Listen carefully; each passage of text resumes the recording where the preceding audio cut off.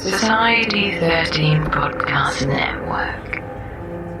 Redefining podcasts. Society-13.com. Do you like to listen?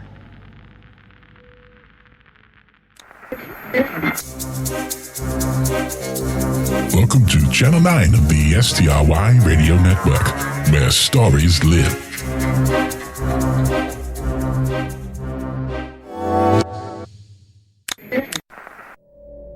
Hello, and welcome to Season 2, Episode 8 of The Lift. I want to start off today by saying thank you to those who support us on Patreon. Without you, we could not make the show. We're about halfway towards our most important goal, which is $550 a month. At that level, not only can we pay for all of our hard costs, the software that we use, anything that wears out that we need to upgrade in terms of equipment, but we can also start to reward the artists, the authors, and the composers who make the show possible. That's right. Right now, everybody donates their work to the show, but we would really like to, before the end of this season, be in a position where we can start to do that. So with your help and support, we can get there. If you haven't started to support the show yet, you can do so for as little as $2 a month, on up from there. So if the show is important to you, if it makes your day better, if you find some value in it, we'd really love your support. Again, for those already doing so, thank you so much. There would be no show without your support. And that would make Victoria very sad and probably a little angry too. Also want to say thank you to those who took the time to rate and review the show in iTunes. We had some really nice reviews since the last time. Thank you so much for everybody that does that. If you can't support the show on Patreon, that is another way you can help us because it helps other people find the show. You're in for a treat today. Today's episode was written by our good friend over at the Wicked Library, the one that we tongue-in-cheek refer to as the resident author, Jessica McHugh. Jessica's extremely talented. She has a plethora of novels and short stories that have been published. She is one of the hardest working writers that I know, and she's damn talented. If you haven't heard her on the Wicked Library before, you can head on over to thewickedlibrary.com and find her name in the holding pen section. That's where we store our authors, artists, and composers for that show. After today's episode, we will be taking a little break. We're just going to skip 1 week, so we will not have an active show at the end of March, but we'll be back in April. We just need to take some time to work on some upcoming episodes. Speaking of, I'm excited to let you know that Victoria is actually going to be a guest on another podcast. There's this great show called The Alexandria Archives. You can find their show over at alexandriaarchives.com. You can also subscribe in iTunes. It's a really fun, quirky show, horror with a sense of humor. And it's an audio drama that takes the form of a late-night call-in show set at Alexandria University, and very strange things occur. At any rate, a really fun show, a lot of fun to listen to. You can find them over at alexandriaarchives.com. Follow them on Twitter at WHAU Signal, and I'll give you more information as we get closer to the air date. Until then, find them in iTunes or visit their website, subscribe, and listen to the show. Like I said, a lot of fun. I hope you enjoy. As always, thank you so much for listening to the show. We'll let Jessica say hello, and then we'll go for a ride. Welcome to The Lift. I'm Jessica McHugh, the author of today's episode, All Songs End on a Sour Note. If you enjoy the story, you can find more of my work at jessicamchughdbooks.com. And as always, find episodes of The Lift at victoriaslift.com. Enjoy.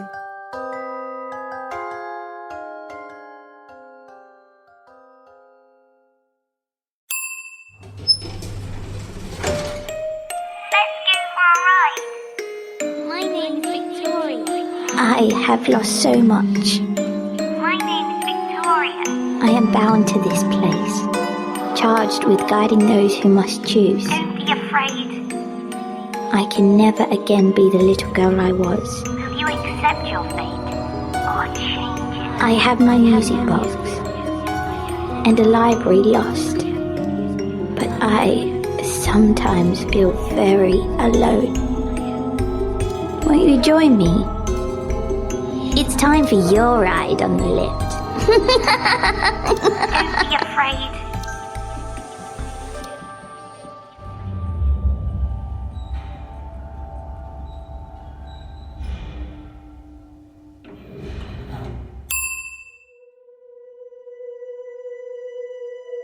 There's a lady in my nightlight who knows my favorite song. Her voice is a symphony of pale green flares that pulse with reminders that people out there still love me. They're still searching for me.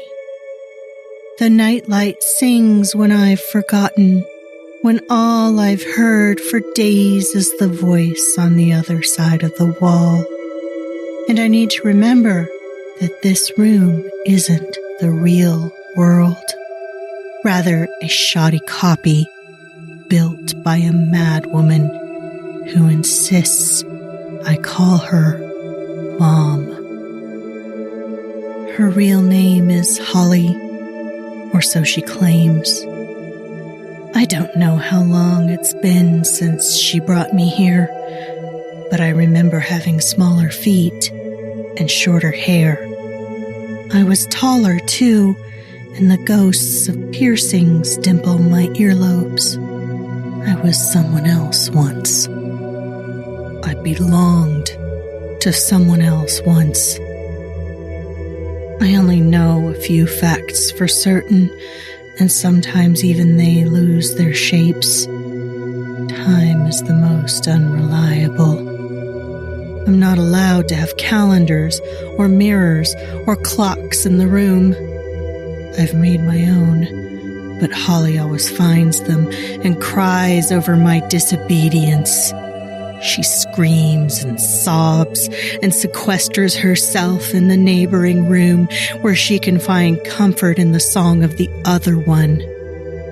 Oh, how I wonder about the other one. It mewls for a few hours every day, often in the same pitch and tune as my nightlight song, but I can't trust it. I know so little about the child on the other side of the wall, I can't count it among the facts in my system. The facts have to be tangible and easily arranged to fit my code. Otherwise, Holly will know I'm trying to keep time. Using the colors, letters, and shapes of the toys, posters, and CDs my fake mother deems safe, I do my best to tally the days I've lost and to remind me that when I return from the dark, dizzy places she sends me, I am still alive. I am still human, and this woman is holding me against my will. She has left the bedroom door open today. Pausing in the entrance, she smiles like it's a mercy, like I might toss her some gratitude. But I can't, not even as a means to an end. She can't isolate or smother me into loving her. She can't build a skeleton from mismatched bones and expect me to adopt her botched vision of anatomy. If the open door is a gift, the open window is a punishment. When I close it, Holly opens it while I sleep, even during the coldest months. You like it, she tells me. You like the breezes and sounds of the busy street below.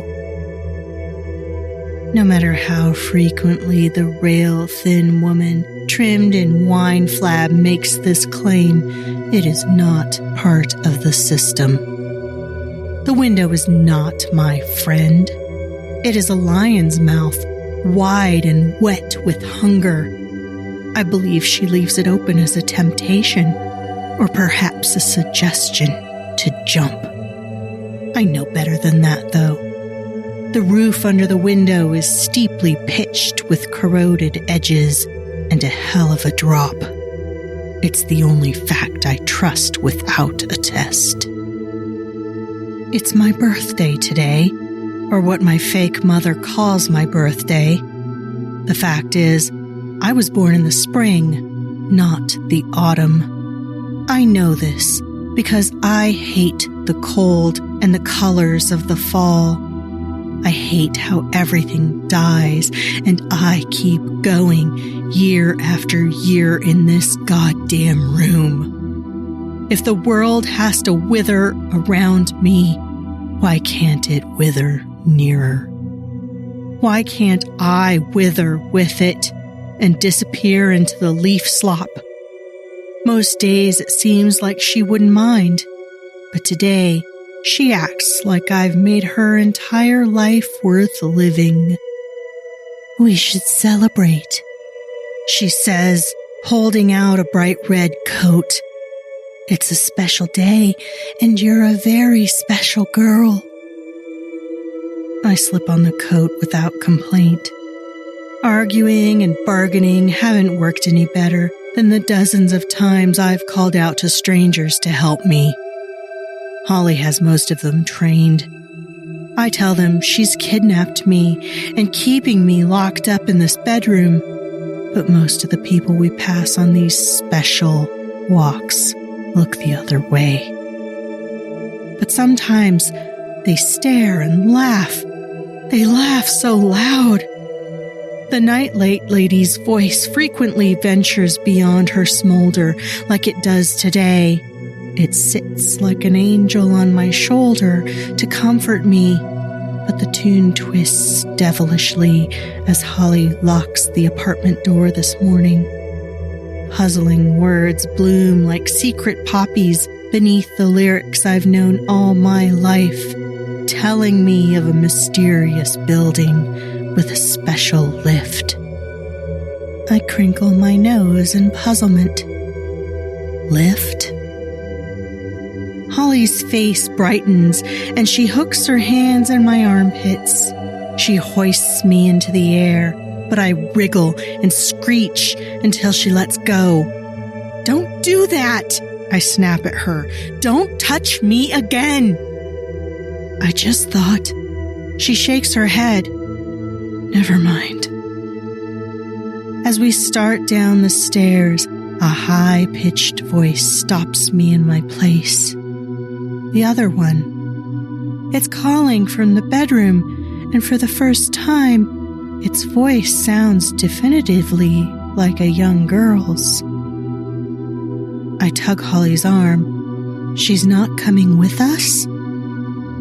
Her skin looks like mucus losing its grip on her skull. Her face is downturned to me, but she averts her eyes when she says, "It's just us, sweetheart." She zips my coat, and we continue down, becoming shadows on the leaf-sludged streets. The afternoon reeks of fire and bleach, and my fake mother says, "Something smells good." She points to one of the many food trucks dotting the walk, then to one of the many trees.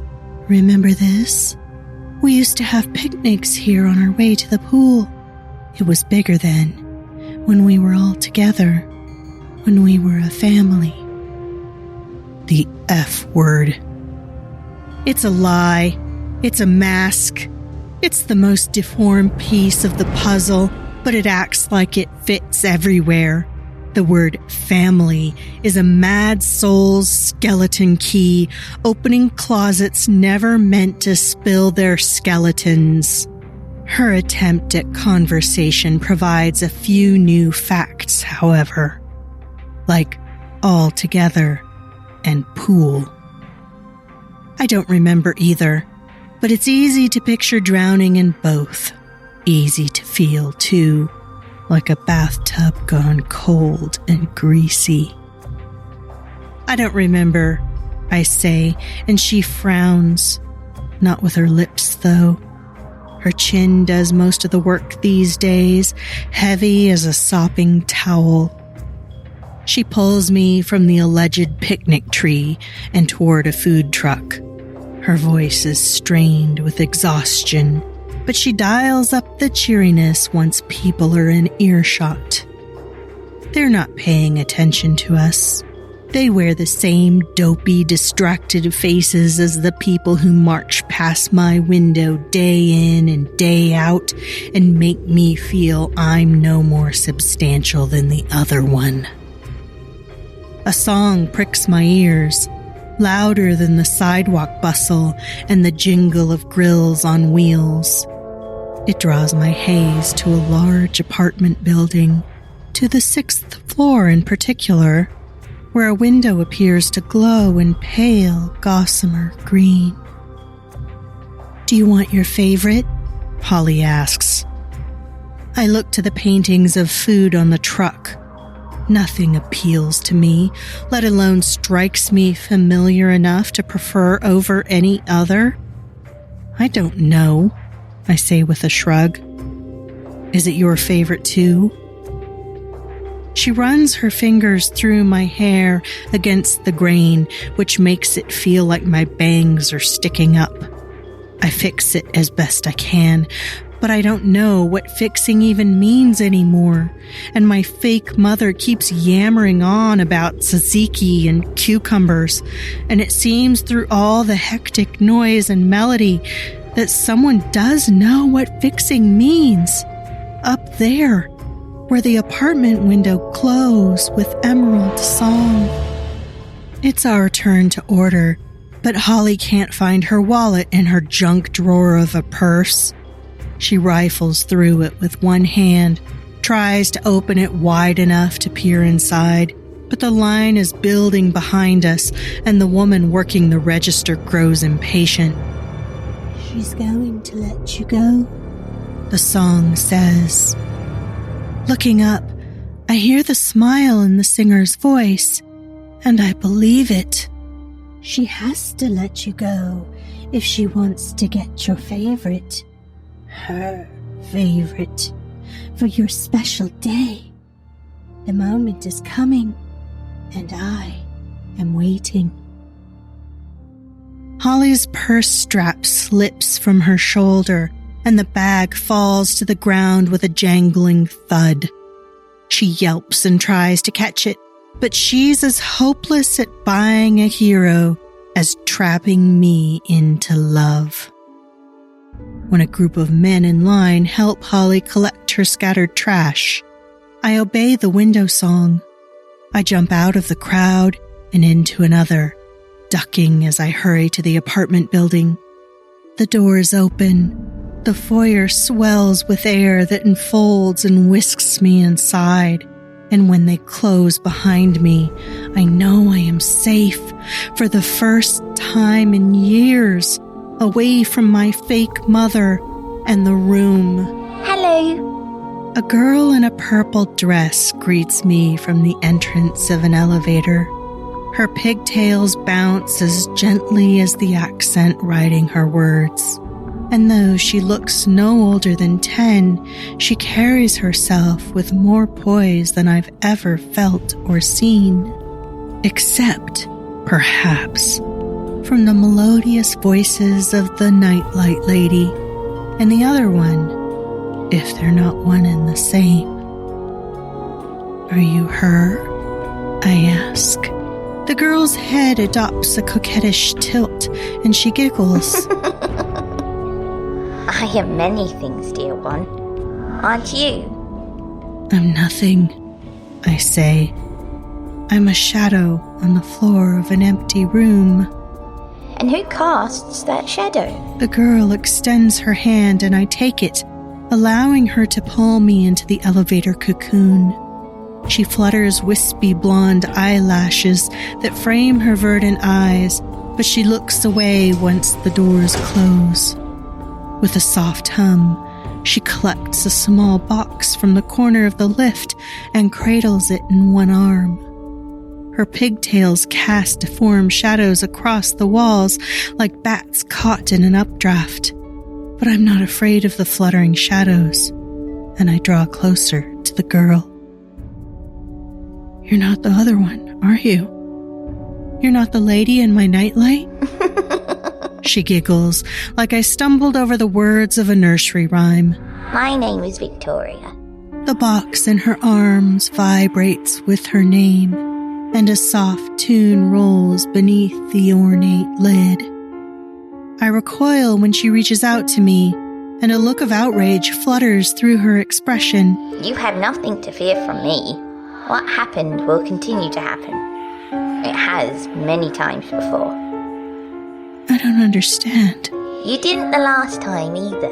Victoria says, rubbing my arm. But you will. Where's the other one? Victoria casts her eyes to the reflective ceiling of the lift.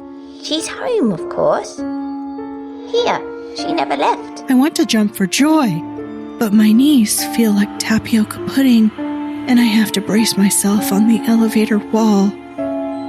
Victoria's fingers slip over the buttons like a weightless ballet dancer on a lily pond. Do you know which floor? I rack my brain to remember living here, back when I was smaller than her, with pigtails and all the world's potential. 6. I realize it's true only after answering. With a gasp, I continue. I used to live here, didn't I? On the 6th floor with... It's as far as the memory goes, until the elevator starts moving. When the lift dings at the 2nd floor, I remember this building and how our apartment always smelled like roses. By the 3rd floor, I remember my father's voice, a whisper compared to my mother's, which rang loud as a cathedral bell. I can't see their faces yet, but by the 4th floor, I feel their arms closing around me. They rock me sweetly at first, but the tightness of their embrace increases second by second until I can barely breathe. They loved me on the 4th floor, but their love is loathing by the time we pass the 5th, and upon reaching the 6th, it has turned to rage. The elevator dings, the doors open, and I fall into the apartment. Memory floods over me, like the dawn-lick waves over a rocky beach, and breath expands my lungs. My parents aren't holding me anymore, but they're here somewhere. The other one's here too, and she's singing for me. This is my home. I know every stick and stitch, but the colors are all wrong. They're washed out and inverted, distorting the furniture and decor and unhinging the balances of the living room. I used to slide gracefully over its hardwood floors in my socks, but I have trouble taking one step now. The floor is like warm caramel that swallows my feet. The colors are nauseating, and the marshy floor makes it feel like my guts are draining out of my toes. Victoria has no such problem. She's as elegant as a fawn pacing the room while I struggle through the pulp. Daddy is on the floor of the dining room. His face is buried in his forearms, and he's crying. Not loud, though. Never loud. Both sob and skin are whispers, and his solidity wanes the closer I get. I want to comfort him, but my fingers fall through his back, through his chest, and into the pulpy wood. An unfamiliar woman appears in the hall then.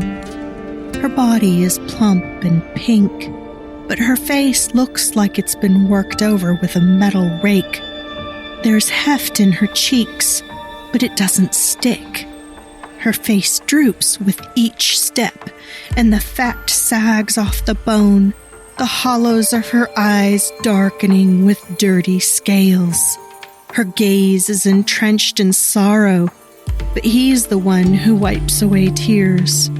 I'll call, he says to her. You'll visit? She replies. Yes. When I can. If I can. The colors are wrong, but the facts are correct. The art prints and books are out of place, pre-system, but they tell me that these phantoms are mine, that these shapes once loved me. The woman lifts her eyes and says, Celeste? Her voice like a bell without a clapper. She looks like Holly now, and Holly looks like my mother. She is My mother. My stomach aches and my sorrow clogs my throat. I fight to free myself from the marsh, but screaming is the only action I can execute. Victoria crouches beside me and pats my head reassuringly. They're not really here, you know. You can't save them any more than you can save her. Her? The warbling comes again, louder, with more urgency, and I look to the bathroom door. She's singing and splashing in the tub, the other one on the other side. But she's out here too, standing beside a version of me with smaller feet and shorter hair. These tiny sisters are cyclones of mist and misery, crisscrossing and knitting up Holly's ankles until she has no more will to walk. Her skin continues to sag, however, in a stiff rhythm, like she's marching. I scream for her to stop. I say she's scaring me. Our mother acknowledges me with a fearful gaze, the same one that changed her expression when I called her a liar and a stranger. But the march doesn't stop. Her flesh obeys no one but Celeste. The sagging ceases with the baby's scream, but the damage is done. Holly's bones are tent poles and curtain rods, and her skin waves like a white flag. A mother must surrender her body to become a canopy for those she loves most. Sometimes she is shelter enough for all, but Holly's flesh has no more give. As our father tromps through the marshy floorboards toward Victoria's lift, Holly can shield only one wispy girl from the darkness. When his shadow passes over me, it swallows the tiny tornado of my body, and I become invisible on the outskirts of Mother's shelter. I was first loved and first forgotten when it all came crashing down. I see that now, and I remember it. The girl with the pigtails touches me, and I twist my neck to see her music box open in a glow. It knows my favorite song too. It's the song she used to sing, the one we used to sing, my sister and I. She singing it now, far away and deep under the running water. I struggle against the muck again. The closer I am to Celeste's song, the stronger I get, but I also feel angrier. And now I remember why. Behind that door sings a canopied girl, one lavished with kisses and I love yous, and all the world's protection cast about her like a shield.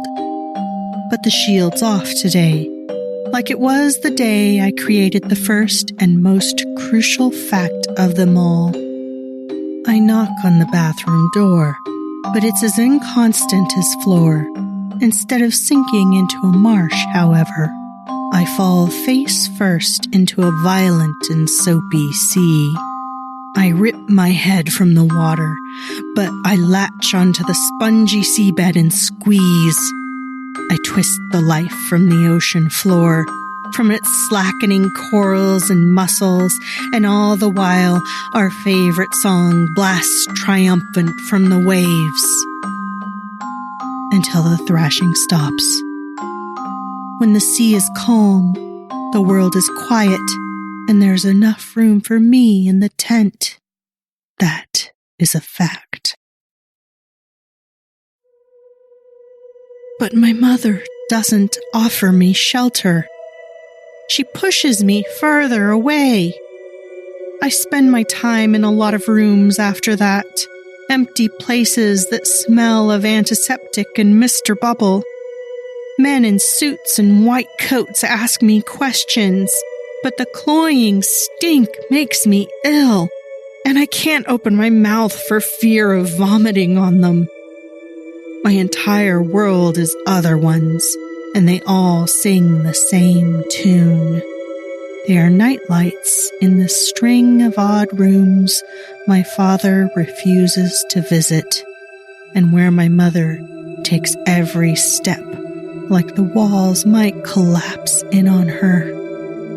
She was changed after the divorce, but she's a skid mark of the woman she was years ago, when it was just the three of us. Before Celeste was born. Victoria is at my side again, in the washed-out hospital room, in the courtroom, back home in my own bedroom, and she squeezes my hand like she understands. Things were better before she screamed and beat her way into our lives, I tell her. After Daddy left, things got bad fast. Celeste was all Mom could see. She was small and helpless, but she was so loud. Too loud to ignore. I thought it would be better if she was quiet again. Victoria looks around my bedroom with all its facts in place. It's quite all right. It looks like you got what you wanted. Still. As the years spin past us, Mom paces in and out of the room. She loses weight, loses her voice, and looks at me with such disdain that every feature screaming "Mother" drops to the carpet like sloppy autumn leaves. She is a fake. She is a monster. She is a stranger. I'm sick, I whisper, and Victoria nods sadly. How many times have I realized it? The girl smiles and opens her music box again. As the night light begins its infinite serenade, a frigid breeze rushes in the open window. Music vibrates my bedroom prison and emboldens every fact. But the window shines brightest of all. The music is out there, too, and the other one is singing along, saying it's safe, and that fact doesn't seem right to me, but I follow my favorite song out into the night. Victoria disappears back into the lift, and the music ceases with a loud, sour ding of the elevator doors. The drop isn't as bad as I'd feared. I was wrong about that fact. I will update the system when I land. The end.